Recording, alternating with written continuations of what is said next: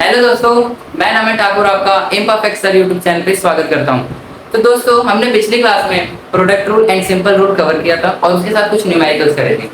हम इस क्लास में क्वोशिएंट रूल करेंगे एंड चेन रूल करेंगे, जो बहुत इंपॉर्टेंट है अगर हम सीबीएसई बोर्ड को लेकर चले तो। दोस्तों, हाँ, इससे पहले मैंने पिछली क्लास में कुछ फॉर्मूले लिखे थे, जिसके अंदर मैंने एक फॉर्मूला गलत लिखा था, गलत नहीं आधा लिखा था, और मैंने डिस्क्रिप्शन में लिखा भी था कि अगर आप ढूंढ सकते हो तो ढूंढ के दिखाओ।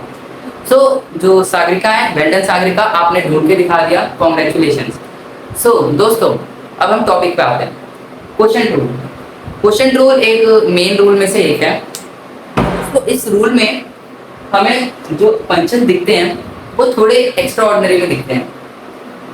v जो नीचे है हम उसका स्क्वायर कर देते हैं, इसका स्क्वायर करेंगे, फिर ऊपर वाले का डेरिवेटिव और नीचे वाले को उसके साथ मल्टीप्लाई कर देंगे, माइनस नीचे वाले का डेरिवेटिव फिर ऊपर वाले को मल्टीप्लाई कर देंगे। ओके, आप पहले देख लो u और v का मेथड। दोस्तों, यहाँ पे जो u और v है दोनों फंक्शन ऑफ x है, x में ही होना जरूरी है। अगर ये x में नहीं होंगे दोस्तों, फिर ये हमारा एक नॉर्मल क्वेश्चन बन जाएगा, और अगर ये x बाय वाई की टर्म में या फिर किसी भी और टर्म में आ जाए तो हमारा थोड़ा अलग में चला जाता है। तो दोस्तों, हम पहले कुछ न्यूमेरिकल्स करते हैं।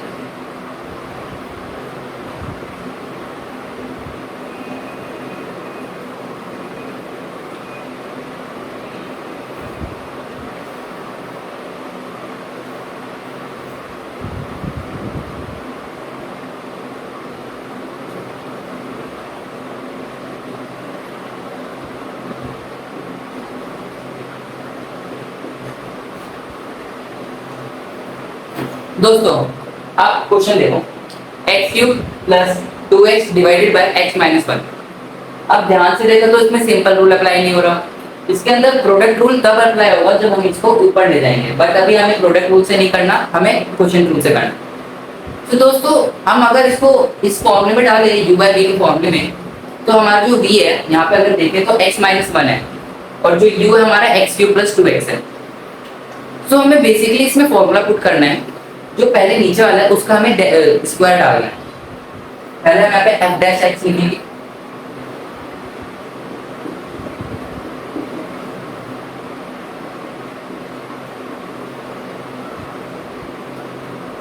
पहले नीचे वाले का हमने स्क्वायर कर दिया। अब हमने जहां तक देखा था फॉर्मूले में, हमने ऊपर वाले का डेरिवेटिव किया था और नीचे वाले को एज इट इज मल्टीप्लाई कर दिया था, तो हम सेम वही यहीं पे भी अप्लाई करें।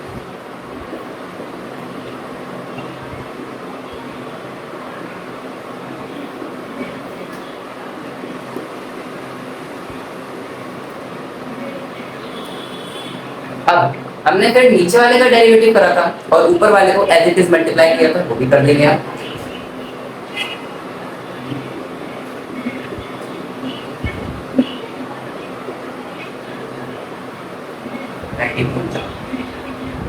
दोस्तों, अब हम डेरिवेटिव करेंगे इनका। यहाँ पे बोथ दोनों में हमें x के टर्म्स दिख रहे हैं, दोनों का डेरिवेटिव होगा। नॉर्मली सिंपल रूल लग जाएगा इसमें,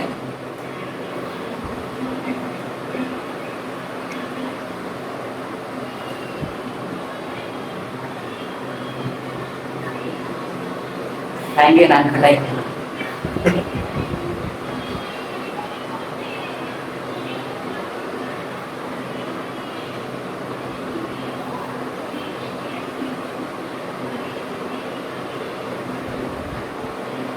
यहाँ तक तो समझ आ ही रहा होगा। अगर कुछ समझ ना आए तो आप कमेंट बॉक्स में लिख देना, मैं नेक्स्ट वीडियो में पक्का समझाऊंगा।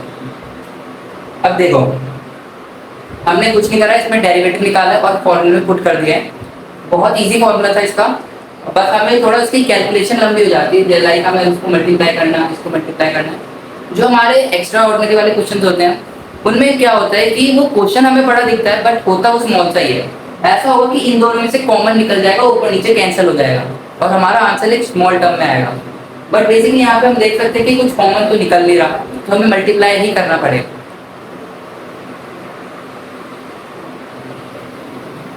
इसका फाइनल आंसर मैंने पीछे लिख दिया है, 2x cube minus 3x square minus 4x plus 2 divide by x minus 1 का होल स्क्वायर।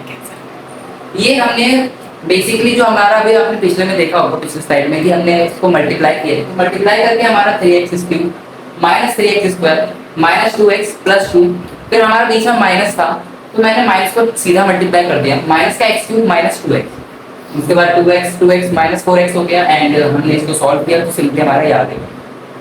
दोस्तों ये तो रही थोड़ी सी नॉर्मल बात। अब जो हमारा नेक्स्ट लेवल आता है उसके अंदर हमें इसके फैक्टर्स निकालने होते हैं।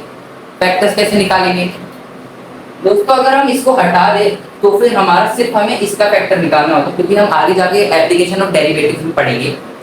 हमें इसका फैक्टर मतलब कि x-1 x-2 ऐसे करके लिखना होता है। तो उसके लिए हम अप्लाई करेंगे hit and trial method. Hit and trial method एक ऐसा मेथड होता है जिसके अंदर हम x की कुछ ऐसी वैल्यू डालें जिससे पूरा सॉल्व करने पे 0 आ जाए, 0, तो वो हमारा पहला फैक्टर बन जाएगा। हम इसके बारे में थोड़ा डिफरेंटली बात करेंगे, पहले हम अगला टॉपिक करते हैं। चार्ट हमारा दूसरा क्वेश्चन आ गया है, क्वेश्चन ढूंढते हैं। साइन का फंक्शन आ गया, ट्रिग्नोमेट्री हमने इसमें डाल दिया। दोस्तों देखने में आपको मुश्किल लग रहा होगा, लेकिन कुछ नहीं है, लाखों सा क्वेश्चन है। हमें कुछ नहीं करना, हमें वैसे तो देख रखा है वाई। अब मैं आपको स्टेप बाय स्टेप बताऊंगा कि हमें मैथमेटिक्स के टर्म में कैसे लिखते हैं, मतलब कि अगर हमें फुल नंबर्स चाहिए। तो हम स्टार्ट करते हैं। अब पहले लिखेंगे differentiate both side with respect to X. Both side हमें विद रिस्पेक्ट टू एक्स करना होगा। फिर हमारा ये dy बाई dx हो जाएगा और इसका हम पूरा डिफरेंशिएशन कर देंगे जो हमारा प्रोडक्ट रूल से होगा। चलिए देखते हैं।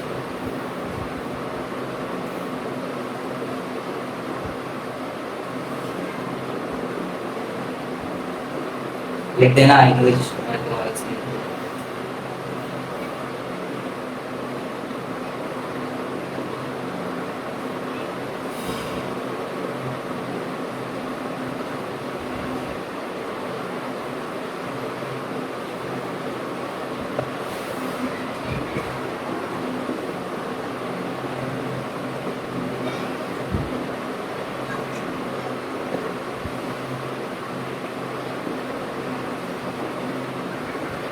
ओके, हम जब दूसरी साइड करते हैं तो dy बाई dx लिख देते हैं। तो दोस्तों ध्यान से देखें तो यूवी मेथड ही लग रहा है हमारा। और मैंने पिछले आपको लेक्चर में बताया था कि कुछ फॉर्मूले होते हैं ट्रिग्नोमेट्री का, आपको याद करने होंगे। तो इसका देखो sin x था, हमने sin x का याद होगा cos x लिखा था, ये तो नॉर्मल है। और अब हम इसका डेरिवेटिव कर देते हैं। दोस्तों इसका फाइनल आंसर है cos x, sin x का cos x 4x की पावर 5। यहाँ पे हमारा बेसिक रूल लगा है जो हमने सबसे पहले पढ़ा था, पावर को आगे से बुलाएंगे। 5 4 20 और इन x में से 1 घट जाएगा, मतलब 5 में से 1 कम हो जाएगी तो 4 आ गया। हमने इसको ब्रैकेट में लिख दिया क्योंकि मल्टीप्लाई है। इनटू में ये जो नीचे था एज इट इज लिख दिया, फिर माइनस का साइन लगाया, फिर हमने नीचे वाले का डेरिवेटिव करा, इसको ऐसे लिख दिया। इसका डेरिवेटिव करेंगे 6x - 2। आपको आना चाहिए, इतना तो सिंपल रूल ही है, कवर करते हैं। अब हम बेसिकली चेन रूल के बारे में बात करेंगे। चेन रूल जो है वो बहुत ही ज़्यादा कॉम्प्लिकेटेड होकर आता है। आता तो ये भी है, लेकिन चेन रूल में क्या होता है कि आपका प्रोडक्ट रूल भी आ जाएगा, सिंपल रूल भी आ जाएगा और क्वोशिएंट रूल भी आ जाएगा। क्वोशिएंट रूल जहाँ आ जाए ना, मैं कहता हूँ कि जहाँ क्वोशिएंट रूल आते हैं उसको अवॉइड करो। हम जैसे कि इसको लिख सकते हैं sin x + 4x की पावर 5 इनटू में 3x - 2x + 1 इसकी पावर इन्वर्स कर दिया। क्योंकि हम इसको अवॉइड इसलिए करते हैं क्योंकि ये बहुत ही ज़्यादा वैल्यू को ले जाता है आगे तक। दैट्स व्हाई हम इसको प्रोडक्ट रूल में करके थोड़ा आसानी से कर सकते हैं और थोड़ा हमें समझ भी आएगा। चलिए अब हम चेन रूल के बारे में बात करते हैं। दोस्तों चेन रूल ये थोड़ा देखा देखा लग रहा होगा, बस आपको रूट का पता नहीं होगा। जब हमने वीडियो स्टार्ट करी थी पिछली क्लास में, स्टार्टिंग का यही था ax - b का डेरिवेटिव जो हमारा a आया था। बट आप जहाँ तक देख सकते हो ये तो रूट के अंदर है, इसको सॉल्व कैसे करें। यहाँ तो ना ही कोई प्रोडक्ट रूल है, ना ही कोई क्वोशिएंट रूल है, ना ही सिंपल रूल अप्लाई हो रहा है। ध्यान से देखोगे तो इसके अंदर तीनों चीज अप्लाई हो रही है।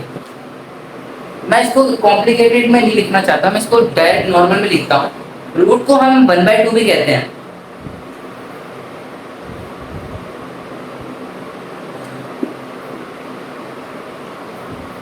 ये थोड़ा जाने पहचान से नहीं लग रहा, ये तो हमारा सिंपल रूल हो गया, पावर को आगे बढ़ाओ, पावर में से घटाओ।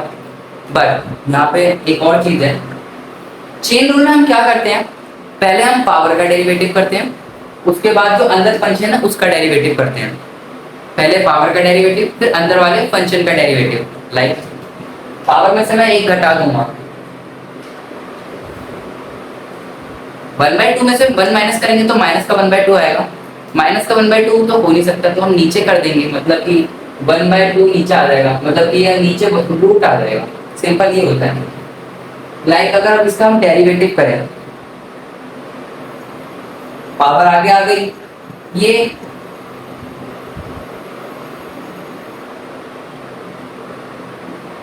अब मेन शुरू होता है चेन रूल का कॉन्सेप्ट। जो ये है एक्स के, ये जो होता है, अब हम इसका डेरिवेटिव भी इसके साथ मल्टीप्लाई में डाल देंगे, इनटू में ax माइनस बी का डेरिवेटिव।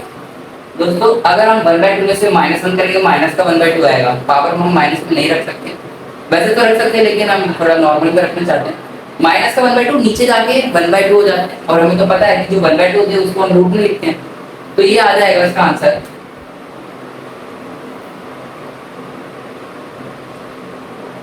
और ax माइनस बी का तो डेरिवेटिव मैंने आपको फर्स्ट क्लास में बताया था, तो इसका तो a आ जाएगा, डॉट a, मतलब कि a/2 इनटू में 1/रूट का ax माइनस बी। दोस्तों ये इसका नॉर्मल सा आंसर था। चेन रूल बहुत ज्यादा कॉम्प्लिकेटेड होता है, मैं सच बताऊं तो जो मैंने अब तक आपको बताया वो कुछ भी नहीं है। अगर आप पीसीबी के स्टूडेंट हो तो आपके लिए हेल्पफुल है, but as a mathematics student ये बहुत आसान है। और दोस्तों हमें और भी कॉम्प्लिकेटेड करना है, सो मैं एक क्वेश्चन करूंगा और उसके बाद फिर वीडियो एंड करूंगा, फिर नेक्स्ट क्लास में हम लॉग के बारे में स्टार्ट करेंगे। दोस्तों क्वेश्चन ये रहा, y equals to x bracket में x² माइनस 12 की पावर 1/3। दोस्तों हमारे यहाँ पे आप ध्यान से देखें तो प्रोडक्ट रूल भी है, सिंपल रूल भी है, और जब दोनों को कंबाइन करा तो हमारा चेन रूल आ गया। तो हमें पहले इसके अंदर प्रोडक्ट रूल लगाना है, फिर जब इसके प्रोडक्ट रूल लगाने के बाद जब इसका डेरिवेटिव निकालना होगा तब इसमें चेन रूल लगेगा, और फिर जब चेन रूल लगेगा उसके अंदर सिंपल रूल लगेगा। कॉम्प्लिकेटेड नहीं है, बस थोड़ा आसानी से समझ लो। चलिए इसका आंसर करते हैं। आपको पता है पहले लिखने differentiate both side with respect to x, तो मैं वो नहीं लिख रहा, मैं डायरेक्ट आंसर लिख रहा हूं।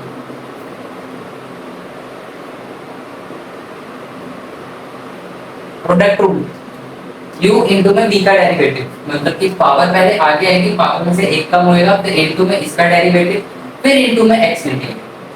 समझ आया? दबा पे डम। दोस्तों हमने तो आपको बताया था कहाँ तक किया था हमने, जिसका वैल्यू निकाल दिया था, और यहाँ पे हमने डेरिवेटिव भी किया x का डेरिवेटिव 1 हो जाता है।